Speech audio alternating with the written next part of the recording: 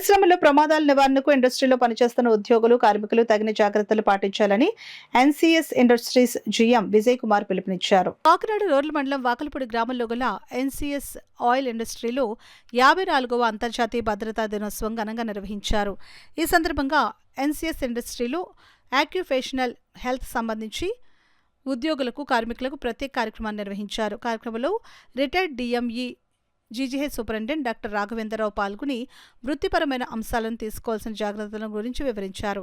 ఈ కార్యక్రమంలో HR head PSN Murthy, doctor Sriram, DGM Sairam, Bhogeswara Rao, safety manager Saikrishna, రాఘవరావు, లక్ష్మణ్, సేఫ్టీ మూర్తి, శ్రీనివాస్ కుమార్ పెద్ద సంఖ్యలో కార్మికులు పాల్గొన్నారు.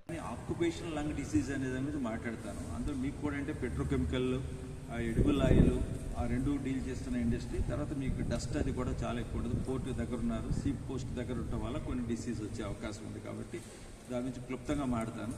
ఇందులో భయపడాల్సింది ఏమీ లేదు, కానీ భద్రత తీసుకుపోతే మాత్రం జీవితానికి కొంచెం ఇబ్బంది కలుగుతుంది. కాబట్టి మీరు దీన్ని సీరియస్గానే తీసుకోవాలి, భయపడద్దు.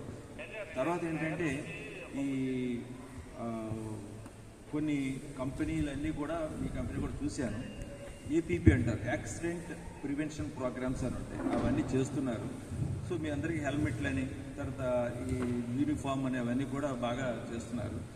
బట్ ఏంటంటే మనం ఈ సాధారణంగా పెట్రోకెమికల్ ఇండస్ట్రీలో వచ్చే ఏంటంటే బెంజీన్ డెరివేటివ్స్, అంటే పెట్రోకెమికల్ హైడ్రోకార్బన్స్ అంటాం, 3,6 బెంజిపైరిన్స్ అంటాం.